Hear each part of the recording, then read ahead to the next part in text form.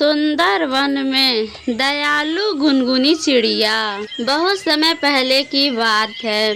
एक सुंदर वन था जिसमें गुनगुनी चिड़िया अपने परिवार के साथ रहती थी और अन्य चिड़िया भी अपने परिवार के साथ रहते थे। नैना कौवी अपने सास पर बहुत ही जुल्म किया करती। बचाओ बचाओ, कोई मेरी मदद करो, कोई मुझे मेरी बहू से बचा ले, नहीं तो मुझे ये जान से मार देगी। तूने बिना पूछे मेरी दाना क्यों खा ली? बताओ बताओ रे बूढ़ी, तूने क्यों खाया मेरी दाना? अब मैं क्या खाऊंगी? बहू, मेरे से गलती हो गई, मुझे बहुत जोरों की भूख लगा था, इसलिए मैंने तेरा दाना खा लिया।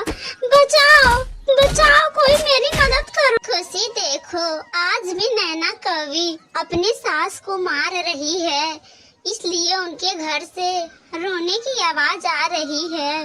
चलो जाके बूढ़ी कौवी को बचाते हैं। नहीं नहीं गुनगुनी चिड़िया, तुम जाओ, मेरे पास टाइम नहीं है। मैं तो अपने पति के लिए खाना और पानी लेकर जा रही हूँ, तुम जाओ और उन्हें बचाओ। फिर गुनगुनी चिड़िया नैना कौवी के घर जाती है और जाकर कहती है, अरे अरे नैना कौवी, रुको, क्यों मार रही हो बेचारी बूढ़ी सास को? छोड़ो इन्हें। तू कौन होती है मेरे घर के मामलों में दखल देने वाली? मैं नहीं छोड़ूंगी इस बुढ़िया को। तू बिना पूछे मेरे घर में कैसे आ गई? अब निकल तू मेरे घर से। नैना कौवी की इतना कड़वा बात सुनकर गुनगुनी चिड़िया बिना कुछ कहे वहाँ से चली जाती है। मैं अपने बेटे से सारी बात बताऊंगी, तूने मुझे कितना मारा है, मैं सब बताऊंगी। हाँ हाँ, बता देना सारी बात अपने बेटे को, कल मोही बुढ़िया। तभी काला कौवा काम खत्म करके अपने घर जाता है। बेटा बेटा कालू, तेरे पत्नी ने मुझे बहुत मारा है, केवल दाना खाने के लिए। मेरे हिस्से के दाना खाने के बाद बुढ़िया ने घर का सभी दाना खा लिया। अब घर में कुछ भी नहीं खाने को है। अब हम और तुम भूखे ही सोएंगे। माँ, तेरा पेट है या नादा? इतना दाना क्यों खाती हो? अब तेरी वजह से मैं और मेरी पत्नी भूखे ही रहेंगे। बेटा, तेरी पत्नी झूठ बोल रही है, मैं तो कई दिनों से कुछ नहीं खाई हूँ। सुनिए जी, इसे अभी के अभी घर से निकाल दो, नहीं तो मैं नहीं रहूंगी इस घर में। कालू कौवा धीरे से अपने पत्नी के कान में कहता है, नैना, ऐसा ना कहो, अभी समय नहीं है। आज रात जब घर के कागजात पर माँ का निशान ले लेंगे तो घर से निकाल देंगे। फिर रात हो जाती है और बूढ़ी माँ बिना कुछ खाए पिए रोते रोते सो जाती हैं।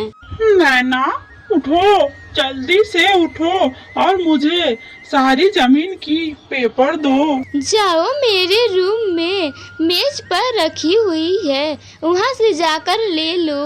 कालू कौवा धीरे से उठता है और मेज पर रखे सारी जमीन की कागजात ले लेता है। बूढ़ी माँ गहरी नींद में सोई हुई थी। तभी मौके का फायदा उठाकर कालू कौवा और नैना कौवी कागजात पर बूढ़ी माँ का निशान ले लेते हैं। हो गया, अब हमारा काम हो गया। कालू कौवा और नैना कौवी एक दूसरे को देखकर खूब मजे से हंसने लगते हैं। सुनिए जी, कागज पर और कहीं निशान लगवानी है तो लगवा लो, क्योंकि बुढ़िया अभी गहरी नींद में सोई है। घर और सारा जमीन अब हमारे नाम हो गया। अब इस बुढ़िया के पास बचा ही क्या है। सुबह हो जाती है। माँ, मुझे माफ करना, मैंने और नैना ने यह सोच लिया है, अब इस घर में हम रहेंगे या तुम। क्या मतलब है बेटा? तुम यह क्या कह रहे हो? मतलब ये, तुम इस घर को छोड़ के जा रही हो, चुपचाप चली जाओ, वरना मैं तुम्हें इस घर से निकाल दूंगी। लेकिन बेटा, मैं कहाँ जाऊँ?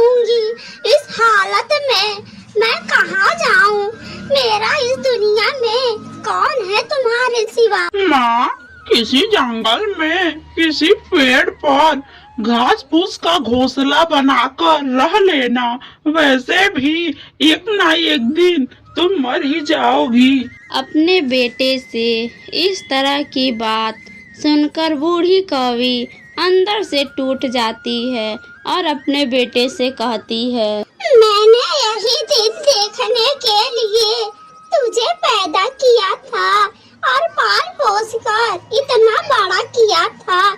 याद है जब तू छोटा था? तुम बहुत ही ज्यादा बीमार थे। मैंने रात भर जागकर तेरी सेवा की। यही कहने वाली थी ना तुम?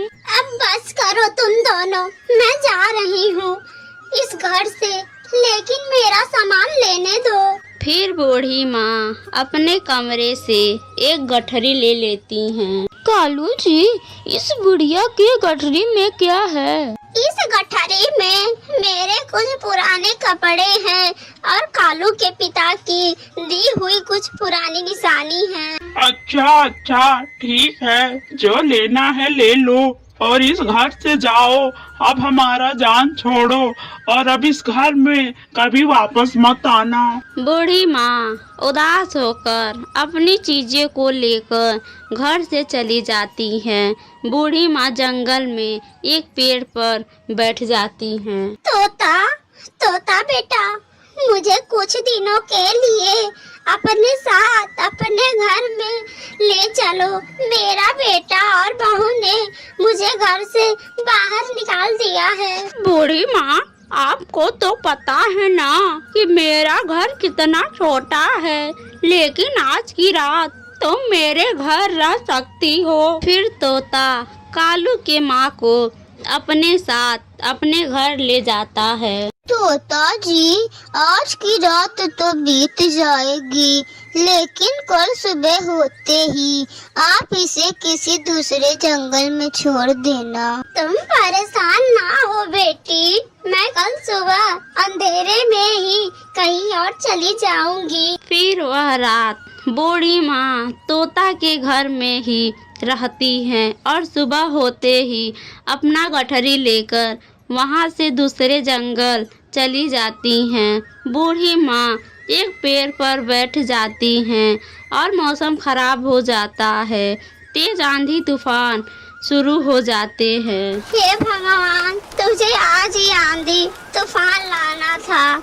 अब मैं बेचारी बुढ़िया कभी कहाँ जाऊंगी। बूढ़ी माँ कांपते हुए बैठी ही थी कि एक चोर कौवा वहाँ आ जाता है। बुढ़िया, इस गठरी में क्या है? ये गठरी मुझे दे दे। नहीं बेटा, ये गठरी मैं तुझे नहीं दूंगी, यह गठरी मेरा है। तभी चोर कौवा बूढ़ी माँ से गठरी छीनने की कोशिश करता है। बचाओ, कोई मेरी मदद करो, मुझे लूटने से बचाओ। गुनगुनी चिड़िया उसकी आवाज सुनकर वहाँ आ जाती है, जिससे डरकर वह चोर कौवा वहाँ से भाग जाता है। माँ जी, आप यहाँ क्या कर रही हैं?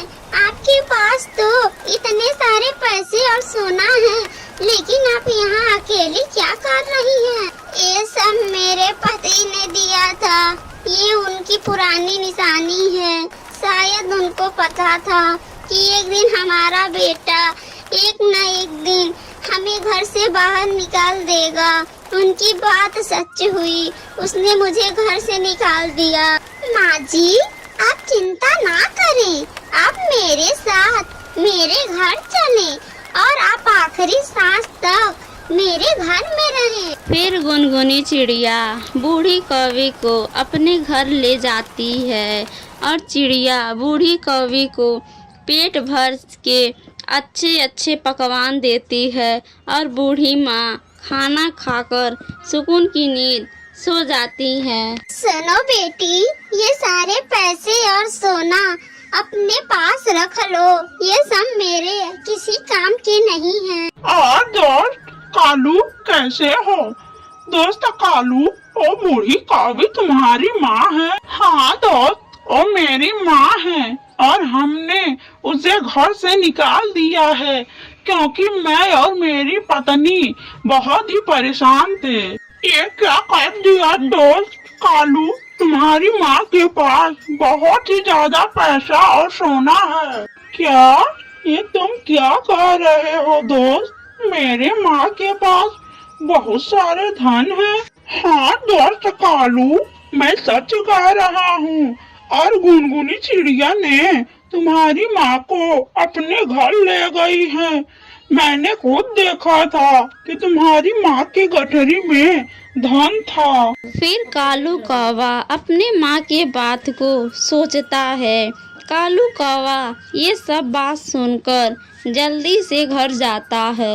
नैना, नैना, माँ तो बहुत ही ज्यादा चालाक निकली माँ के पास। फिर कालू कौवा नैना को सारी बातें बताता है। मुझे चोर कौवे ने ये सब बताया है। सुनो जी, जल्दी चलें और माँ से माफी मांगकर उन्हें घर ले आए। कालू कौवा और नैना कौवी जल्दी जल्दी से गुनगुनी चिड़िया के घर जाते हैं। सुनो कालू और नैना, मुझे धन दौलत की कोई लालच नहीं है।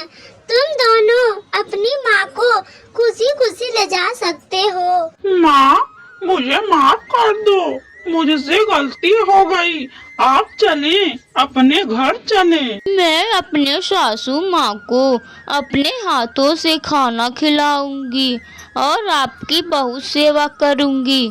चलो मेरी प्यारी सी सासू माँ, घर चलो। सुनो बेटा और बहू, जब तुम दोनों घर के कागज पर मेरा निशान ले रहे थे तब मैं सोई नहीं थी। अब तुम दोनों जाओ यहाँ से। तुम्हारे जैसे कमीना औलाद से मैं ऐसे ही ठीक हूँ। फिर कालू और नैना उदास होकर वहाँ से चले जाते हैं और उसके बाद बूढ़ी कौवी गुनगुनी चिड़िया के घर पूरा जीवन खुशी खुशी रहती है।